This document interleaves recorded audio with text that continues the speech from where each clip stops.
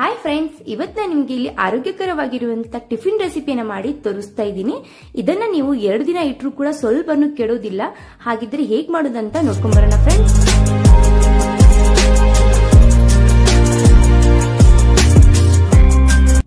ಮೊದಲಿಗೆ ನಾನಿಲ್ಲಿ 1 ಗ್ಲಾಸ್ ಆಗುವಷ್ಟು ಅಕ್ಕಿಯನ್ನ ತಗೊಂಡಿದ್ದೀನಿ. ಅದೇ ಗ್ಲಾಸ್ಲಿಂದ ಅರ್ಧ ಗ್ಲಾಸ್ ಆಗುವಷ್ಟು ಕಡಲೆಬೇಳೆಯನ್ನ ಕೂಡ ತಗೊಂಡಿದ್ದೀನಿ. ನೀವು ಬೇಕಂದ್ರೆ ಹೆಸರುಬೇಳೆ ಕೂಡ ತಗೋಬಹುದು. ಅಕ್ಕಿಯನ್ನ ಚೆನ್ನಾಗಿ ವಾಶ್ ಮಾಡ್ಕೊಳ್ಳಿ ಫ್ರೆಂಡ್ಸ್. ನಾನಿಲ್ಲಿ ಡಿಪೋ ಅಕ್ಕಿಯನ್ನ ತಗೊಂಡಿದ್ದೀನಿ. ರೇಷನ್ ಅಕ್ಕಿ ಅಂತೀವಲ್ಲ, ಆ ಅಕ್ಕಿಯನ್ನ ತಗೊಂಡಿದ್ದೀನಿ. ನೀವು ಯಾವ ಅಕ್ಕಿ ಬೇಕಲ್ಲ ಆ ಅಕ್ಕಿ ಕೂಡ ತಗೋಬಹುದು. ಅಕ್ಕಿಯನ್ನ ನಾವು 8 ತಾಸುವರೆಗೂ ನೆನೆಯೋಕೆ ಬಿಡಬೇಕು. ನಾನು ನಿಮ್ಗೆ ಇಲ್ಲಿ 8 ತಾಸು ಆದ ನಂತರ ತೋರಿಸ್ತಾ ಇದ್ದೀನಿ. ಈಗ ನಾನಿಲ್ಲಿ ಅಕ್ಕಿಯನ್ನ ಮಿಕ್ಸಿ ಜಾರ್ಗೆ ಅರ್ಧ ಮಾತ್ರ ಸೇರಿಸ್ಕೊಂಡಿದ್ದೀನಿ ಫ್ರೆಂಡ್ಸ್. ರುಚಿಗೆ ತಕ್ಕಷ್ಟು ಹಸಿಮೆಣಸಿನಕಾಯಿ, 1 ಗಡ್ಡೆ ಬೆಳ್ಳುಳ್ಳಿ, ಸ್ವಲ್ಪನೇ ಇಲ್ಲಿ ನಾನು ಅರ್ಧ ಇಂಚ್ ಆಗುವಷ್ಟು ಶುಂಠಿಯನ್ನ ಸೇರಿಸ್ತಾ ಇದ್ದೀನಿ. ಇದಕ್ಕೆ ಇಲ್ಲಿ ಯಾವ ಗ್ಲಾಸ್ಲಿಂದ ಅಕ್ಕಿಯನ್ನ ತಗೊಂಡಿದ್ವಲ್ಲ ಅದೇ ಗ್ಲಾಸ್ಲಿಂದ ಅರ್ಧ ಗ್ಲಾಸ್ ಆಗುವಷ್ಟು ಮೊಸರನ್ನ ನಾನು ಸೇರಿಸ್ತಾ ಇದ್ದೀನಿ ಫ್ರೆಂಡ್ಸ್. ಇದನ್ನ ನಾವೀಗ ನುಣ್ಣಗೆ ರುಬ್ಕೋಬೇಕು. ನಾವು ಅಕ್ಕಿ ನೆನೆಸಿಟ್ಟಿದ್ವಲ್ಲ ಅದೇ ನೀರನ್ನ ಹಾಕಿ ರುಬ್ಕೊಳ್ಳಿ ಫ್ರೆಂಡ್ಸ್. ಈಗ ನಾನಿಲ್ಲಿ ಒಂದು ಕುಕ್ಕರ್ ಅಲ್ಲಿ ರುಬ್ಬಿಟ್ಟಿರುವಂತ ಅಕ್ಕಿಯನ್ನ ಸೇರಿಸ್ತಾ ಇದ್ದೀನಿ. ನಾವು ಯಾವ ರೀತಿ ರುಬ್ಕೋಬೇಕಾದ್ರೆ ದೋಸೆ ಇಡ್ಲಿ ಮಾಡುವಾಗ ರುಬ್ತೀವಲ್ಲ ಅಷ್ಟು ಗಟ್ಟಿಯಾಗಿ ನಾವು ಇದನ್ನ ರುಬ್ಕೋಬೇಕು. ದೋಸೆ ಹಿಟ್ಟಿನ ಹದಕ್ಕೇನೆ ರುಬ್ಕೋಬೇಕು. ಈಗ ಅದನ್ನ ಮುಚ್ಚಳವನ್ನ ಮುಚ್ಚಿಬಿಟ್ಟು ಒಂದು ರಾತ್ರಿ ಪೂರ್ತಿ ನಾನು ನೆನೆಯೋಕೆ ಬಿಡ್ತಾ ಇದ್ದೀನಿ. ಸೇಮ್ ನಾವು ದೋಸೆ ಹಿಟ್ಟೆಲ್ಲ ಯಾವ ರೀತಿ ನೆನೆಯೋಕೆ ಬಿಡ್ತೀವಲ್ಲ ಅದೇ ರೀತಿ ನೀವು ಬಿಡಬೇಕು ಫ್ರೆಂಡ್ಸ್. ಆದಷ್ಟು ನೀವು ಇದನ್ನ ಈ ಸ್ಟೀಲ್ ಪಾತ್ರೆಯಲ್ಲಿ ಮುಚ್ಚಿಡೋಕೆ ಪ್ರಯತ್ನ ಪಡಿ ಫ್ರೆಂಡ್ಸ್. ನಾನಿಲ್ಲಿ ಸ್ಟೀಲ್ ಪಾತ್ರೆ ಯಾವುದೂ ಇಲ್ಲ ದೊಡ್ಡದನ್ನೋ ಕಾರಣಕ್ಕೆ ಇಲ್ಲಿ ಕುಕ್ಕರ್ ಅಲ್ಲಿ ಮುಚ್ಚು ಇಟ್ಟಿದ್ದೆ. ಸೊ ಬೆಳಗ್ಗೆ ನೀವು ನೋಡ್ತಾ ಇರ್ಬೋದು ಎಷ್ಟು ಚೆನ್ನಾಗಿ ನಮ್ದು ಹಿಟ್ಟು ಇಲ್ಲಿ ಉಬ್ಬಿದೆ ಅಂದ್ಬಿಟ್ಟು. ಈಗ ನಾನಿಲ್ಲಿ ಒಂದು ಬಾಣಲೆಯಲ್ಲಿ 1 ಗ್ಲಾಸ್ ಆಗೋಷ್ಟು ನೀರನ್ನ ಬಿಸಿ ಮಾಡೋಕೆ ಇಡ್ತಾ ಇದ್ದೀನಿ. ಇನ್ನೊಂದು ಕಡೆ ನಾನಿಲ್ಲಿ ಹಿಟ್ಟನ್ನ 3 ಭಾಗವಾಗಿ ಮಾಡ್ಕೋತಾ ಇದ್ದೀನಿ ಫ್ರೆಂಡ್ಸ್. ಒಂದು ಕಪ್ ಅಳತೆಯಿಂದ ನಾನಿಲ್ಲಿ 3 ಭಾಗವಾಗಿ ಹಿಟ್ಟನ್ನ ಮಾಡ್ಕೊಂಡಿದ್ದೀನಿ. ನೀವು ನೋಡ್ತಾ ಇರ್ಬೋದು ವಿಡಿಯೋದಲ್ಲಿ. ಈಗ ಒಂದನ್ನ ನಾನಿಲ್ಲಿ ಮಾಡಿಬಿಟ್ಟು ತೋರಿಸ್ತೀನಿ. ರುಚಿಗೆ ತಕ್ಕಷ್ಟು ಉಪ್ಪು, ಅರ್ಧ ಚಮಚದಷ್ಟು ಸಕ್ಕರೆ, ಸ್ವಲ್ಪ ಇಲ್ಲಿ ಇಂಗನ್ನ ಸೇರಿಸ್ತಾ ಇದ್ದೀನಿ. ನಂತರ ನಾನಿಲ್ಲಿ ಫುಡ್ ಕಲರ್ ಅನ್ನ ಯೂಸ್ ಮಾಡ್ತಾ ಇದ್ದೀನಿ. ನೀವು ಬೇಕಂದ್ರೆ ಮಾಡ್ಕೊಳ್ಳಿ, ಬೇಡ ಅಂದ್ರೆ ಸ್ಕಿಪ್ ಮಾಡ್ಕೊಳ್ಳಿ ಫ್ರೆಂಡ್ಸ್. 1 ಚಮಚದಷ್ಟು ಅಡಿಗೆ ಎಣ್ಣೆಯನ್ನ ಸೇರಿಸಿ ಚೆನ್ನಾಗಿ ನಾವು ಇದನ್ನ ಮಿಕ್ಸ್ ಮಾಡ್ಕೋಬೇಕು ಫ್ರೆಂಡ್ಸ್. ಈ ರೆಸಿಪಿ ಅಂದ್ರೆ ತುಂಬಾ ಟೇಸ್ಟಿಯಾಗಿ ಅನ್ಸುತ್ತೆ, ಎಲ್ರಿಗೂ ಇಷ್ಟ ಆಗುತ್ತೆ. ನೀವು ಒಂದ್ಸತಿ ಆದ್ರೂ ಮನೆಯಲ್ಲಿ ಮಾಡಿ ನನಗೆ ಕಮೆಂಟ್ ಅನ್ನ ಹಾಕಿ ಫ್ರೆಂಡ್ಸ್.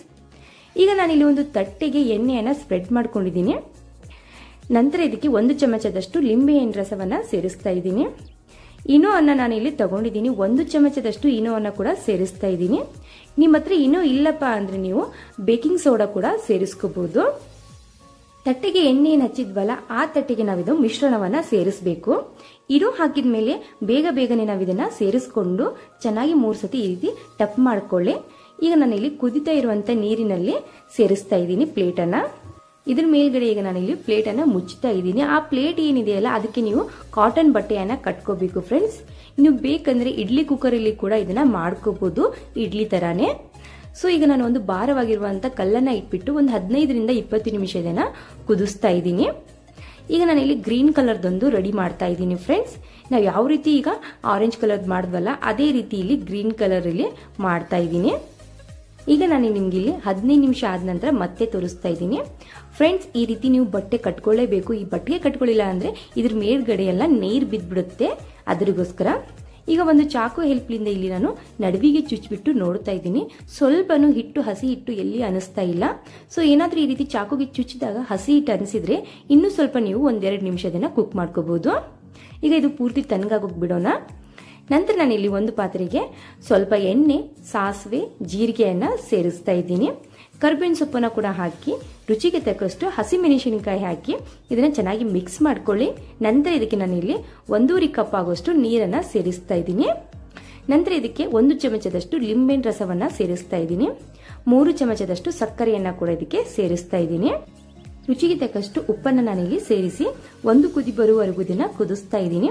1 ಕುದಿ ಬಂದ ನಂತರ ನಾನಿಲ್ಲಿ ಗ್ಯಾಸ್ ಅನ್ನ ಆಫ್ ಮಾಡಿ ಪೂರ್ತಿ ತಣ್ಣಗಾಗೋಕೆ ಸೈಡ್ ಇಡ್ತಾ ಇದ್ದೀನಿ. ನಂತರ ನಾನು ನಿಮ್ಗೆ ಇಲ್ಲಿ ಪೂರ್ತಿ ತಣ್ಣಗಾದ ನಂತರ ತೋರಿಸ್ತಾ ಇದ್ದೀನಿ ಫ್ರೆಂಡ್ಸ್. ಫ್ರೆಂಡ್ಸ್, ಇದು ಒಂದು Gujarati style recipe. So Gujarat ಅಲ್ಲಿ ಇದು ತುಂಬಾನೇ ಫೇಮಸ್ ಆಗಿರುವಂತ ಢೋಕ್ಲಾ ರೆಸಿಪಿ.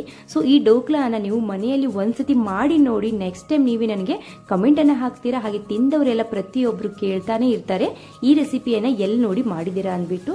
ಅಷ್ಟು ಚೆನ್ನಾಗಿ ಅನ್ಸುತ್ತೆ. ಈಗ ಪೂರ್ತಿ ತಣ್ಣಗಾದ ನಂತರ ನಾವಿಲ್ಲಿ ಕುದಿಸಿಟ್ಟಿರುವಂತ ನೀರನ್ನ ಕೂಡ ಇದಕ್ಕೆ ಸೇರಿಸ್ಕೋಬೇಕು. ಫ್ರೆಂಡ್ಸ್, ಈ ನೀರು ಬಂದ್ಬಿಟ್ಟು ಸ್ವಲ್ಪ ಹುಳಿ ಸಿಹಿ ಖಾರವಾಗಿದ್ರೇನೆ ಟೇಸ್ಟಿಯಾಗಿ ಅನ್ಸುತ್ತೆ. ನಿಮ್ಗೆ ರುಚಿ ತಕ್ಕಂಗೆ ನೀವು ಹುಳಿ ಸಿಹಿ ಖಾರವನ್ನ ನೀವು ಇದನ್ನ ಮಾಡಿಕೊಂಡು ನಂತರ ಇದನ್ನ ಸರ್ವನ ಮಾಡಿ ಕೂಡ ತಿನ್ಕೋಬಹುದು. ಇದು ಟೊಮೆಟೊ ಕೆಚಪ್ ಹಾಗೆ ಗ್ರೀನ್ ಚಿಲ್ಲೀಸ್ ಜೊತೆ ಕೂಡ ಚೆನ್ನಾಗಿ ಅನ್ಸುತ್ತೆ. ಫ್ರೆಂಡ್ಸ್, ಈ ವಿಡಿಯೋ ಇಷ್ಟ ಆದ್ರೆ ಪ್ಲೀಸ್ ನಮ್ಮ ಚಾನಲ್ಗೆ ಸಪೋರ್ಟ್ ಮಾಡಿ.